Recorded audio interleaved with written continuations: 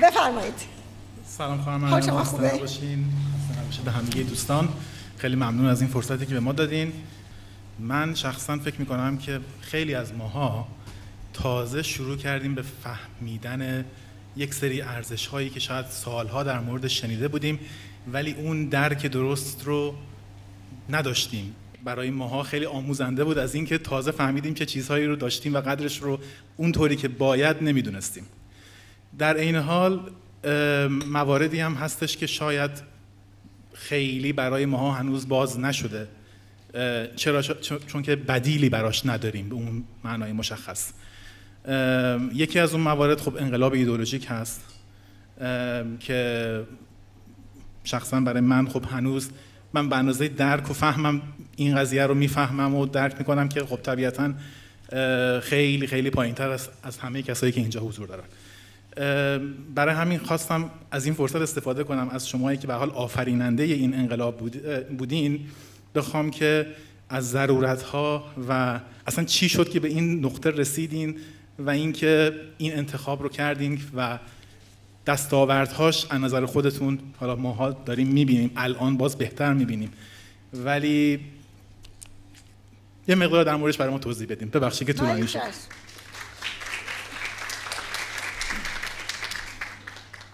شما میدونید که مبارزه ایدئولوژیک همیشه برای پیشبرد یک نبرد و یک مبارزه رهایی بخش ضروریه. هدف انقلاب ایدئولوژیک و ضرورت ورود به اون از اول آزادسازی انرژی انسانی برای سرنگونی رژیم آخوندی بوده. به خصوص با منطق کس نخوارد، یک جنبش انقلابی که باید بتونه انرژیاش از یه جایی تامین کنه و این انقلاب ایدئولوژیک در واقع مرکز تأمین انرژی های این جنبش در مبارزه که سختش جلو دیکتاتوری مذهبی. این به ما قدرت داده تو این سالیان که انرژیامون رو 10 برابر کنیم. انقلاب یعنی تغییر فرهنگ. اینم کار سختیه، خودتون هم می‌دونید تو تاریخ زمان میبره. تغییر فرهنگ و پیاده کردن یک نظام فکری در راستای آرمان‌ها و شعارهای این جنبش بوده. نقطه آغاز این انقلاب همچون که بارها بهتون گفتم ابتدا این بود که زنانی که با دیکتاتوری شاه مبارزه کردن، جنگیدن، بعد فوج تو نبرد با دیکتاتوری مذهبی وارد شدن، در عمل ثابت کردن که در میدان مبارزه و فداکاری با مردان برابرن، چیزی کم نمیذارن. بنابراین اینا باید نقش جدیتری ایفا میکردن در پیش برد این جنبش و سال 64 برای اولین بار جایگاه زنان در سازمان موضوع جدیدی شد و رهبری این انقلاب و انقلاب دموکراتیک نوین مردم ایران در واقع حل شد.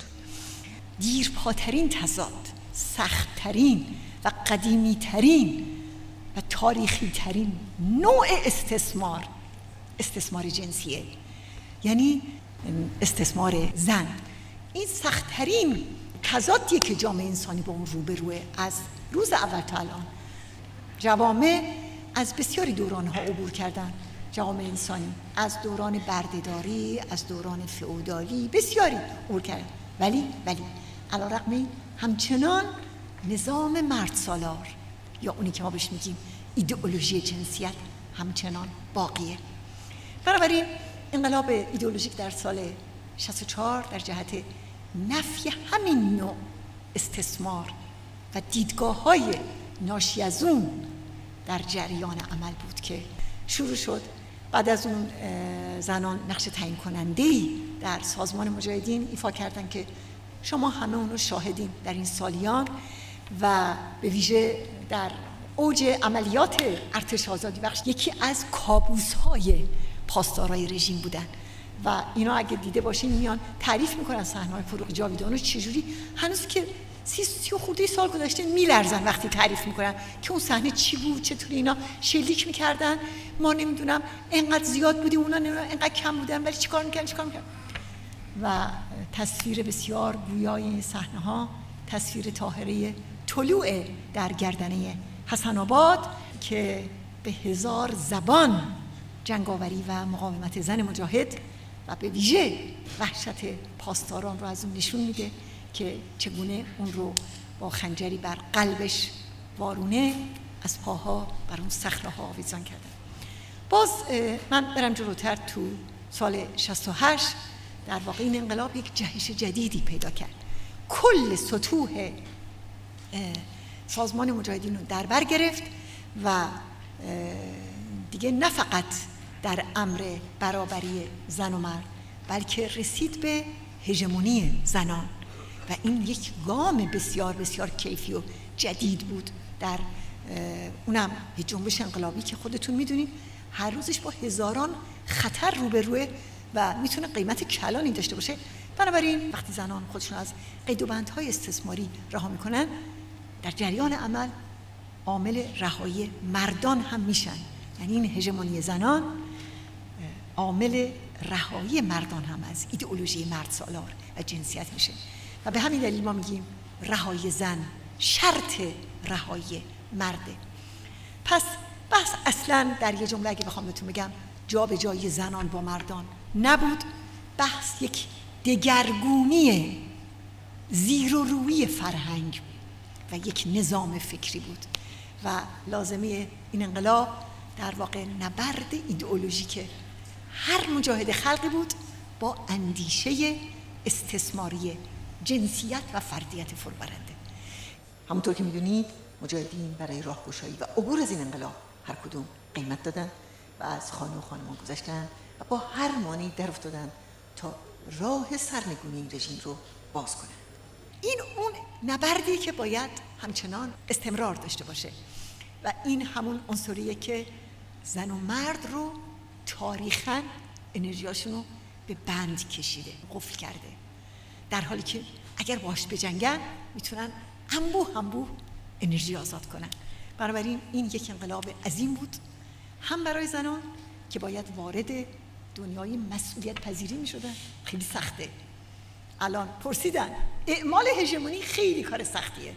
من یکی از کارهای بسیار سختی که داشتم زنان رو در این جنبش، خواهران مجاهد رو قانع کنم که باید و میتونن مسئولیت زیاد بردارن، بیان در این مواضع قرار بگیرن. و برای مردان هم باید بهتون بگم که این که هژمونی زنان رو پذیرفتن یک گام بلند بود در مسیر رهایی اونها و مردان مجاهد در این نبرد ایدئولوژیک گام به گام خودشون رو رهاتر و آزادتر و مسئولتر کردن. بنابراین محصول این نبرد ایدئولوژیک باید بهتون بگم انرژی کلانیه که ما در مبارزه با دشمن تونستیم آزاد کنیم. حتی در کمیت نیروی جنگنده ما چندین و چند برابر شد و وارد میدان شد. بنابراین از روز اول این انقلاب برای سرنگونی رژیم بود و الان رسیده به مدارهای بسیار بالاتری. شما تو این 14 دیدین چجوری مجاهدین از پس بسیاری از توطئه ها بر اومدن، زیرا این انقلاب رو داشتن که به اونا چه قدرتی داده که بتونن در مقابل هر مشکلی بایستن، مقاومت کنن و بعد بجنگن و جلو برن.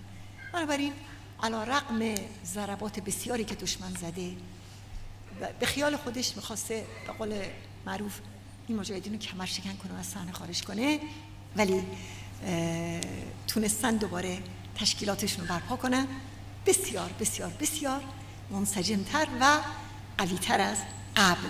بنابراین باید بهتون بگم که این انقلابیه که زنان رو توانمند میکنه تا بر ناباوری هاشون غلبه کنن، از بخل و حسد دوری کنن، از شکنندگی فاصله بگیرن، مسئولیت پذیری رو 100 چندان بهش در واقع مؤمن بشن و به سمت زنانی مسئول، جنگنده برای مواضع مسئولیت‌های سنگین و ریسک پذیر و اهل پرداخت و فدا بشن و همچنین که من همواره میگم نسلی از مردان رها که با این انقلاب بیشتر از همیشه از دنیای مرد سالار فاصله گرفتن، از دنیای حذف و دست دوم دیدن زنان فاصله گرفتن، از قدرت طلبی و کرسی خواهی فاصله گرفتن، به سمت مسئول شدن و رها شدن، به سمت پرداختگری و زن رو انسانی برابر با مرد دیدن حرکت کردن. مسعود یادتونه تو سال 64 گفت که هرچی که چاه باطل خمینی عمیق‌تره، در مقابلش باید ستیق قله حق رفیع‌تر باشه. یعنی اگر این یک رژیم ارتجاعی و زن ستیز و استثمارگره، در مقابل باید حتی یک ذره از اندیشه استثماری در اندیشه و عمل مجاهدین خلق وجود نداشته باشه تا بتونن این جنگ رو به خوبی پیش ببرن. و این پیشروی تماماً از دل یک نبرد ایدئولوژیک با فرهنگ استثماری جنسیت و فردیت به دست میاد و نبردی است که ادامه داره. چرا؟ چون این مبارزه ادامه داره.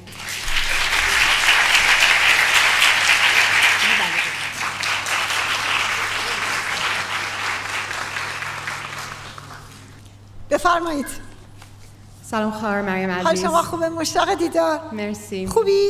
من خوبم، امیدوارم شما هم خوب هستین. میخوام ازتون تشکر کنم از این وقتی که شما برای ما گذاشتین، از این امکان. میخوام از این امکان استفاده کنم که از شما بپرسم که خودم بدونم چرا تشکیلات لازمه، این آدما رو محدود نمی‌کنه. مرسی.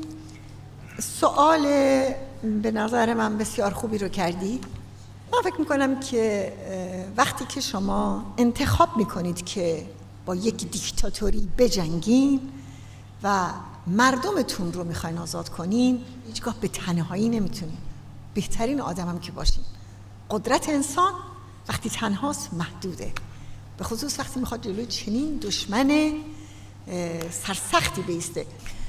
شما باید خودتون رو قدرتمند کنید. به همین دلیل نیاز به جمع دارین. جمع اون اهرمه که به شما قدرت چند برابر میده و قدرتتون رو اضافه میکنه. در واقع در یک جمله اگه بخوام بگم، قدرت انسان از جمع و از مناسبات اجتماعیش در میاد. هر کس بخواد یک کار جدی بکنه، یک کار جدی بزرگ تو جامعه، در واقع نیاز به جمع داره. این جمع فرم و شکل مشخص خودش رو میخواد و بهتر بگم سازمان یافتگی خودش رو داره و لاجرم هر جا که چنین جمعی دور هم جمع میشه نیاز به یه تشکیلات هست، یعنی ضوابط و سلسله مراتب و همه اینا، چه در کارگاه‌های کوچیک، چه در کارگاه‌های بزرگ، چه در شرکت‌های کوچیک، چه در شرکت‌های بزرگ، چه در دانشگاه، چه در مدرسه و هر چی از این قبیل. حالا بریم یه مدار بالاتر، یعنی میرسیم به بحث مبارزه با یک دیکتاتوری، اونم دیکتاتوری مذهبی. اینجام شما به یک تشکیلات قوی‌تر و بسیار منسجم‌تر احتیاج داریم و نقطه قوت یک سازمان یا یک جنبش آزادی بخش در مقابل دشمن همواره عبارت است از تشکیلات این در واقع جنبش. شما میدونید که قدرت یک جمع کوچیک وقتی افزایش پیدا میکنه که بتونه هرچه منسجمتر و متحدتر بشه. حتما شما شنیدین سالهای 57-58 بعد از سرنگونی شاه، وقتی که مجاهدین با سرعت بسیار زیاد در سطح جامعه همه شهرها و در واقع استانها گسترش پیدا کردن، با طیف وسیع از اقشار مختلف در کنتاکت بودن.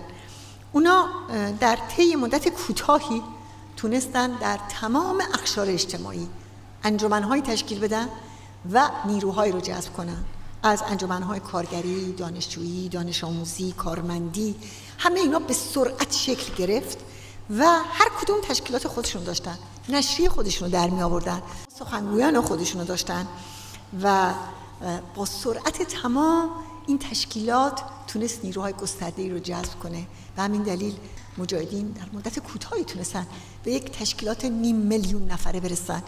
بنابراین میخوام اینو بهتون بگم که سازمان یافتگی به شما قدرت میده متناسب با شرایط خودتون رو به سرعت گسترش بدین. در یه جمله باید گفت که تشکیلات ظرف آرمان و ایدئولوژی شماست، کما اینکه تشکیلات ظرف مبارزه شماست. هنر بنیانگذاران سازمان بنا نهادن یک تشکیلات قوی با مبارزان حرفه‌ای بود و این همون چیزیه که مسعود اون رو کمبود و ضعف مبارزات تاریخی پیش از این بیان کرده. به همین دلیلم دشمن چه شاه چه شیخ هدف شماره یکش از روز اول تا به حال انحلال تشکیلات این سازمان بوده و این مقاومت، چون تشکیلات به این مقاومت و به این سازمان قدرت موندگاری و جنگندگی داده و میده، چون میدونه که اگه انسجام و فرمانپذیری آگاهانه این تشکیلات رو از افرادش بگیره، در واقع قدرت این جمع رو ازش گرفته. در نتیجه تلاش میکنه به هر شکلی که میتونه اول تشکیلات شما رو متلاشی کنه، مثلا با شیطان سازی های گسترده که خودتون میدونین شیطان سازی فقط برای شیطان سازی نیست، شیطان سازی راه میبره به نابودی فیزیکی و بعدش هم قتل عام که شما در این سالیان اون رو بسیار از نزدیک شاهدش بودیم. بنابراین تلاش میکنه اول تشکیلات رو تو اذهان مخدوش کنه و بعد میگه آره اصلا این تشکیلات دموکراتیک نیست، آزادی توش وجود نداره، اصلا اینا سکتن، فرقن و 1001 اتهام دیگه که شما همه با اون آشنا هستین. اینا باز نیستن، بستن. همچنان که گفتم آری ما بسته هستیم ولی رو به نفوذی های دشمن.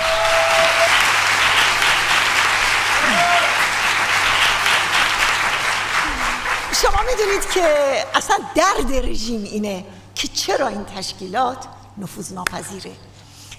اگر نیرویی در حال جنگ با دشمن و داره مقاومت میکنه مجبوره که یک تشکیلات منظم و منسجم داشته باشه، ولی چجوری وایسه جلوی دشمنه سرسخت که میخواد اونو مستمر متلاشیش کنه؟ چجوری میتونه خودش رو حفظ کنه؟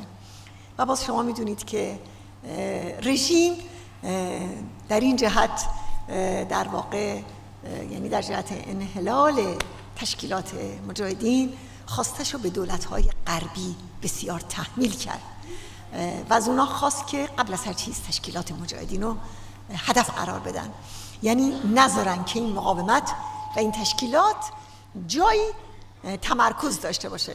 شما یادتون هست وقتی مجاهدین در اشرف یک بودند در عراق در همون دوران چی شد و چه کار کردند؟ از آمریکایی‌ها خواست که مجاهدین رو یا استرداد و یا منحل کنه و بعد آمریکایی‌ها اومدن چیکار کردن؟ تیف رو کنار اشرف یک تشکیل دادن. بعد هم ژنرال‌های اونا گفتن هدف ما انحلال نرم مجاهدین بود ولی موفق نشدیم، یعنی بروندن تک به تک مجاهدین از تشکیلات.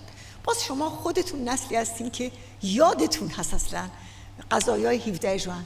قضایای 17 ژوئن 2003 وقتی که در واقع دولت فرانسه با 1300 پلیس حمله کرد به همه پایگاه‌های این مقاومت در همه جا،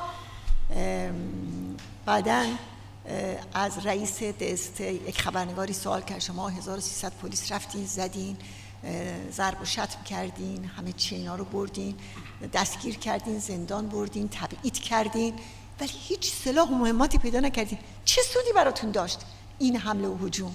اون گفتش که راست میگی، ما سلاح و مهمات پیدا نکردیم ولی تونستیم اونا رو دمانتوله یعنی متلاشی کنیم تشکیلاتشون. هدف در واقع تلاشی تشکیلات مجاهدین بود، همون چیزی که در واقع دولت فرانسه قول داده بود به رژیم آخوندی و ازش بسیار قول گرفته بود. به هر حال خلاصه کنم، تشکیلات قوی ترین سلاح در نبرد با دشمنه. در این سالیان شما مجاهدین رو ببینید تو 60 سال گذشته که چه گذشته و باز همین امروز نگاه کنید به تشکیلات کانون‌های شورشی، اشرف نشان‌ها و هواداران اونا و شورای ملی مقاومت که چگونه مورد تهاجم رژیمه از هر طرف. بنابراین قبل از هر چیز من فکر میکنم که ضریب زدن به قدرت شما، توانمندی‌های شما و میزان مسئولیت پذیری شما میزان کار جمعیه که شما با هم بکنید در مقابل کار فردی. بنابراین این ظرف به شما امکان میده که بتونید قدرت مسئولیت پذیری و جنگتون رو در این مسیر باشکوهی که خودتون انتخاب کردین بالا و بالاتر ببرید.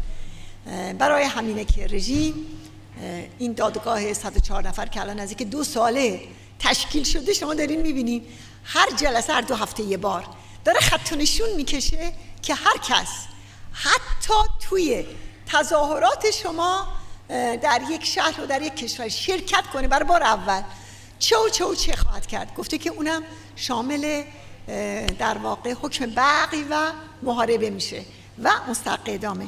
من اگر بخوام برگردم به قسمت آخر سوال شما که گفتین آیا این تشکیلات آزادی‌های فرد رو محدود نمی‌کنه، میخوام بهتون بگم هر کس که مبارزه رو انتخاب میکنه یعنی داره میپذیره که از منافع فردیش به نفع منافع مردمش یعنی جمع بگذره.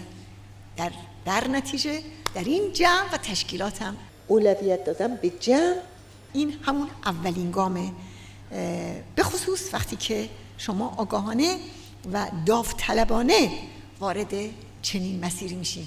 این نه تنها محدودیت نیست، به عکس اضافه کردن قدرت شما، توان شما در مقابله با هر چی که مانع سر راهه.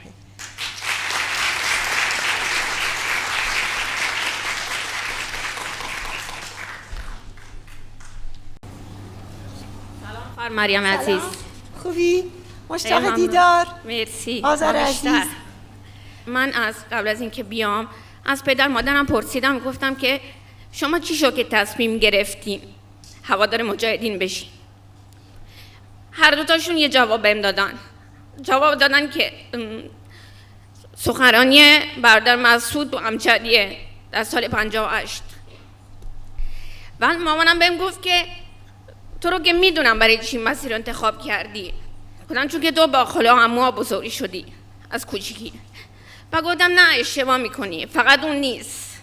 یکی از تصمیم‌ها که گرفتم از آشنایی با شهید محمد حسینی نقدی که از وقتی که کوچیک بودم زمانی که شهید شد ولی به ایمان و ارزشاش قانع بودم و اونجا فهمیدم که راهش درسته و اون انتخابی که کرد که بیاد به مجاهدین بپیوسته راهش درست بود. برام حالا سوال منم از شما اینه، شما چی شد که تصمیم گرفتین؟ چه اتفاقی افتاد که تصمیم گرفتین این مسیر رو شروع کنید ادامه بدین برای سرنگونی رژیم؟ مرسی. بله چشم نوشتم.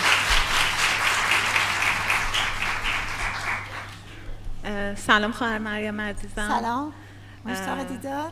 متشکرم. من هم همینطور خیلی ممنون از اینکه این افتخار به ما دادین که اینجا باشیم. من فکر میکنم ما بین 80-90 میلیون ایرانی جز خوشبخت ترین ها هستیم که واقعا میتونیم این لحظه اینجا باشیم. منم خوشبختم که تک تک شما رو میبینم. نه واقعا من نمیخوام، یعنی اغراق نمی کنم، یه حقیقته که ما توی این برهه از تاریخ زندگی میکنیم و در کنارش این افتخار رو پیدا کردیم که به مجاهدین وصل بشیم و از اون بالاتر که اینجا باشیم. من خودم ایران که بودم هر وقت برنامه‌های مجاهدین رو میدیدم همیشه میگفتم وای خوش به حال اونایی که الان اونجا، و میدونم که همین الان چقدر ایرانیای زیادی هستن که آرزو دارن که اینجا روی این صندلی‌ها نشسته باشن و حرفای شما رو بشنون.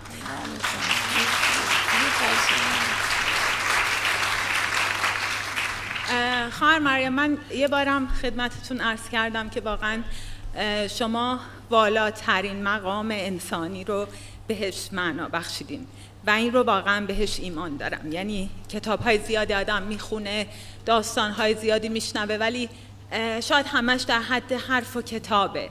یا مثلا خیلی ها که خواستن به مقام والای انسانی برسن فکر کردن با تارک دنیا شدن و کندن از مادیات میتونن، ولی شماها این کار رو نکردین و نشون دادین که میشه در جمع بود، که چقدر کار دشواریه واقعا. یعنی کار که همه ما میدونیم که کار کردن با آدم‌هایی که از سخت‌ترین کاراست، چون واقعا انسان موجود پیچیده‌ایه و چقدر دشواره.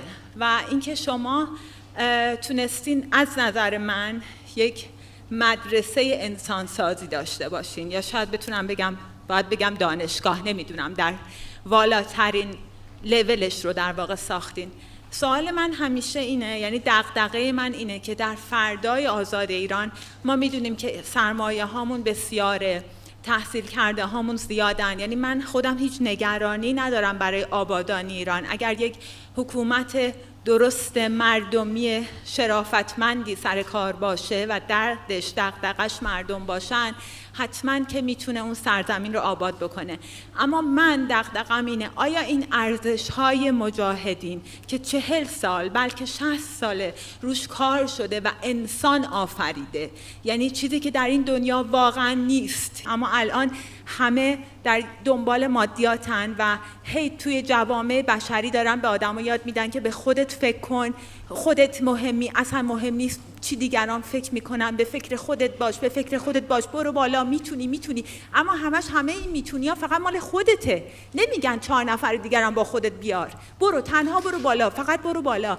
حالا تو سرزمینی که آخوندان نابودش کردن، یعنی تمام ارزش‌های انسانی رو از مردم گرفتن، به جای رسوندن که اصلا آدم دیگه بعض وقتا شرم میکنه حتی از دیدن آنچه که در سرزمینمون داره اتفاق میفته. سرزمینی با این قدمت، با این تاریخ، با این همه انسان‌هایی که اومدن و مجاهد شدن، یعنی هیچ جای جهان نداریم کسی بتونه این همه مجاهد بپروره و شما تونستین. و اینکه این انسان‌ها این بنیه رو داشتن، یعنی یک چیزی در ریشه ایران بود که تونست مجاهد بپرورونه.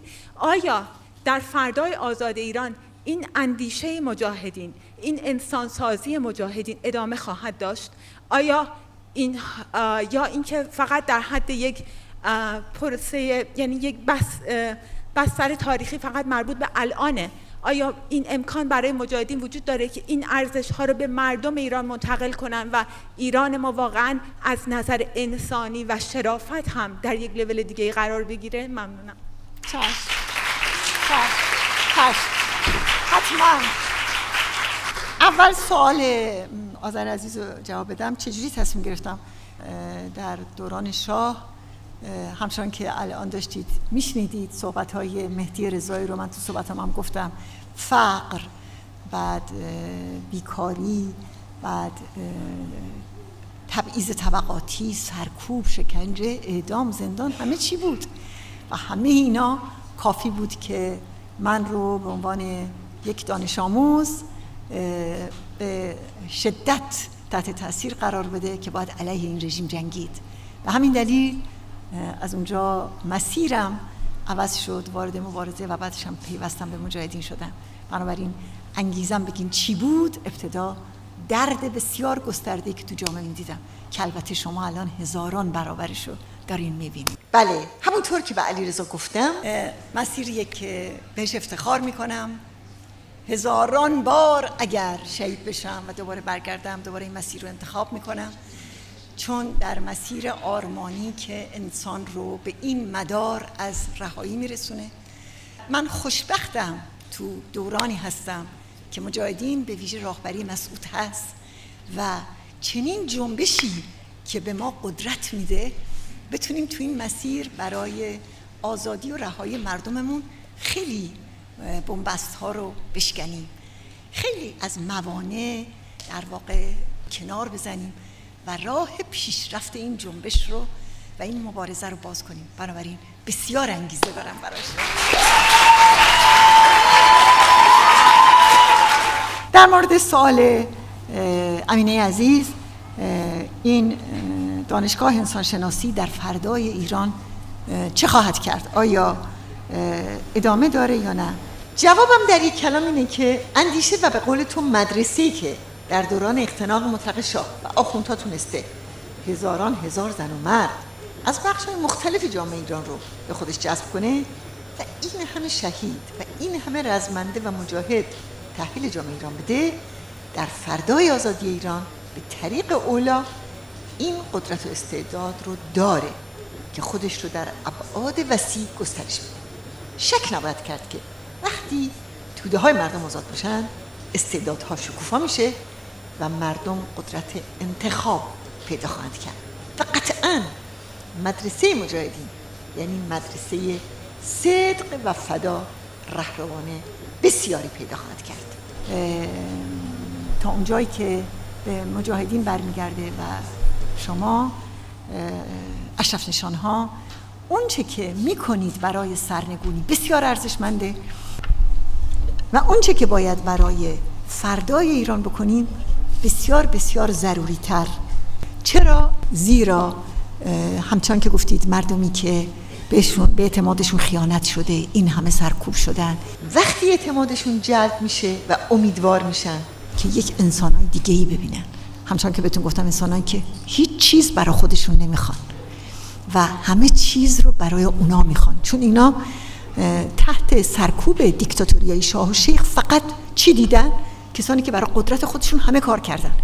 الان باید عکس این پدیده رو ببینن و اتفاقا این تازه شروع کار مجاهدینه، بتکنن خودشونو از اندیشه های استثماری ارتجاعی و به طور کامل در خدمت مردمشون باشن و اتفاقا این مکتب رو، یعنی مکتب رهایی رو، مکتب زیستن برای بقیه رو، فدا کردن برای بقیه رو بیشتر ترویجش کنه. بنابراین این مسیر ادامه داره و آینده با جوانان فداکار و پاکباز این میهن بسیار روشن. درود بر شما. حال شما خوبه؟ خسته نباشید خدمت شما و چه انرژی در این سالونه، واقعا چه انرژی، واقعا چه انرژی. به افتخار خودتون. این سوال من یکم قدیمیه ولی پخته تر شده. میخواستم ببینم نقش هنر و هنرمند در یک رژیم دیکتاتوری و واپسگرا چی میتونه باشه، چه به نفع دیکتاتور و به چه ضرر دیکتاتور. و همونطور که خود شما هم اشاره کردین، رژیم تئاتر، فیلم، نمایش بر علیه این مقاومت سالهای داره پروپاگاندا میکنه و تونسته استفاده بکنه.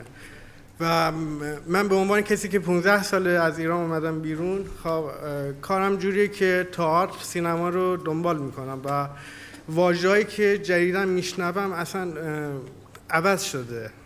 در فردای سرنگونی این فرهنگ سازی چقدر انرژی میگیره، چقدر میتونه کارساز باشه که ما دوباره به هویت ملیمون برگردیم، به اصالتمون برگردیم. بله، چشم. مرسی. بله چشم، نوشتم.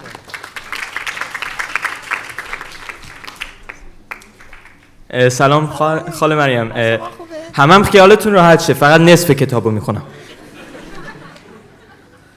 فقط یه سال کوچیکی دارم. مجاهدین دارن 60 سال برای آزادی میجنگن.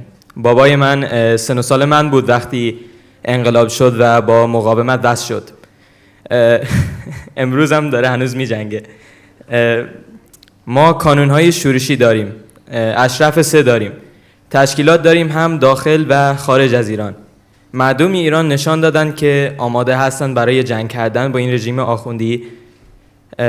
پس الان چی کم داریم که این رژیم جنایتکار رو سرنگون کنیم؟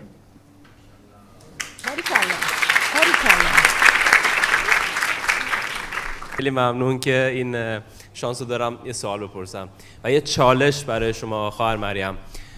ما از یه گوشه داخل ایران تو آتیش و خونیم، کانونهای شورشی دارن اونطوری مبارزه میکنن. اینجا تشکیلات داره واقعا آهنین، داره با سرعت 200 کیلومتر در ساعت میره و این اتاق هم امروز پر شده از جوانایی که همشون اومدن تا یه بهایی بدن. اینا همه آشناهن با سازمان، همه دوست دارن یه کاری بکنن. ولی اینجا یه چیزی پیش میاد. همونطور که گفتم تشکیلات آهنین، آتش و خون، قانون‌های شورشی، 17 تا بچه‌هامون زیر اعدامن. از این طرف خب یک واقعیتی هم هست. ما اینجا یک دنیایی هممون زندگی میکنیم که از 8 تا 5 8 تا 4 کار میکنیم. باید برنامه‌ریزی بکنیم، باید بتونیم روزامون رو برنامه‌ریزی کنیم. چالش من به شما اینه که چطوری شما میخواین تنظیم رابطه بکنین با تک تک کسایی که توی این جمع هستن که بتونین انرژی اینا رو آزاد بکنین. سوال من این بود. خیلی ممنون. خب سلام. سوالم هستش که چه نوع برای رسیدن هدف برابری چه نوع سیستم اکونومیکی میخوای بسازی؟ گفتید که نقش یک هنرمند چه در یک رژیم دیکتاتوری چه در این مقاومت، خودتون میدونین نقشش جدیه، میتونه توجیهگر سرکوب و در خدمت قدرت حاکم در بیاد و یا برعکس بیاد در خدمت مقاومت بشه یک هنرمند متعهد. خوشبختانه این مقاومت اینو تجربه کرده، بنابراین ارزش مال هنرمندانیه که میان در سمت مقاومت و تبدیل میشن به هنرمند متعهد علیه دیکتاتوری حاکم و نظام حاکم علیرغم تمام سختی ها و مشکلاتش. بنابراین من فکر میکنم که یک هنرمند بسیار نقش کیفی داره که بره تو جبهه ضد خلق یا بیاد تو جبهه خلق. ما هر دوتاشو دیدیم که هر کدوم چگونه در واقع قله های از اون طرف رفیعی رو در نوردیدن، مثل خانم مرزیه، مثل بقیه هنرمندامون یکی یکی که خودتون میدونین، خانم مرجان، آقای سخایی، کسایی که در واقع توی این میدان اومدن و آقای مادرام، آقای علیبندی و هنرمندانی که همچنان به مبارزه ادامه میدن، از جمله آقای شمس، خانم گیسو شاکری، خانم همت آبادی، آقای طاهرزاده، آقای امیر آرام و سایر هنرمندانی که در صف مردم و برای آزادی فعالیت میکنند. و همونطور که گفتی در فردای آزادی ایران ساختن فرهنگ نو یک کار عظیمه و به قول مسعود خمینی و آخوندها کلمات رو ذبح کردند، کلماتی مثل آزادی، اسلام، انقلاب، هنر، و این مقاومت باید همه اینها رو دوباره احیا کنه. سوال دوم، ایمان گفت چی کم داریم برای سرنگونی؟ به نظر من هیچ کم نداریم، فقط یک چیز، مسئولیت پذیری هرچه بیشتر توسط تک به تک اعضای این مقاومت، از جمله خودت، از جمله الان تک تک شما که اینجا هستین. بهروز گفت چجوری میخوای انرژی این جمع آزاد کنی؟ فکر میکنم بس بسیار روشنه، انتخاب است و بعد برای این انتخاب قیمت دادن. خوشبختانه شما نسلی هستید که این مدتی رو تجربه کردید. انتخاب کنید، این انتخاب رو پاش قیمت بدید، یعنی این جنگ بین در واقع وضع موجود رو و وضع جدید رو ازش استقبال کنید. شما بشین شورشگر، شورش کنین بر وضع موجود و بر تعادل موجود. شک نکنید که انبوه انرژی دارید، همچنان که گفتم اونم در هیئت جمع، انجمناتون، جوامعتون، یگانهاتون، سازمان بدین خودتون رو به هیئت جمعی، خواهید دید که چه قدرتی پیدا میکنید برای پیشرفت.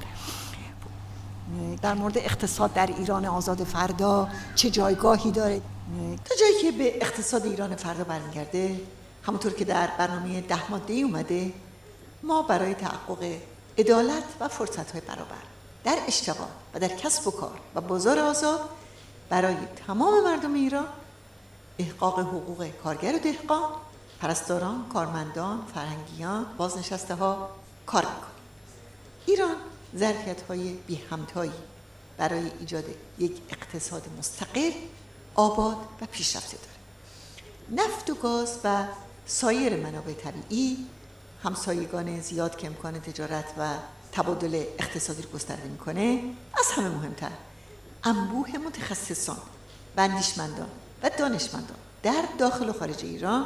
بله، ما با این ظرفیت‌ها میتونیم روابط برابر و عادلانه با قدرت‌های اقتصادی و تکنولوژیک و پیشرفته دنیا داشته باشیم. بسیار بسیار بسیار خوشحال شدم که شما رو دیدم. بسیار خوشحال شدم که تونستم باهاتون این گفتگوهای صمیمی رو داشته باشم. خواهران و برادران و دوستان ما که در کشورها هستن، سوالای شما به ما رسید. من تلاش کردم در میون این سوالا بهش جواب بدم. امیدوارم که شماها جواب سوالاتون رو گرفته باشین. من اینجا و ادامتون تو کشورها یک سرمایه عظیم تو این اشرف نشانها دیدم که مطمئنم میتوانه باید صدها جبهه علیه دشمن باز کنیم برای اینکه اونو بتونیم جارو کنیم. از هر کجا که میبینیم جلوی شما قد علم میکنه. میتوان و باید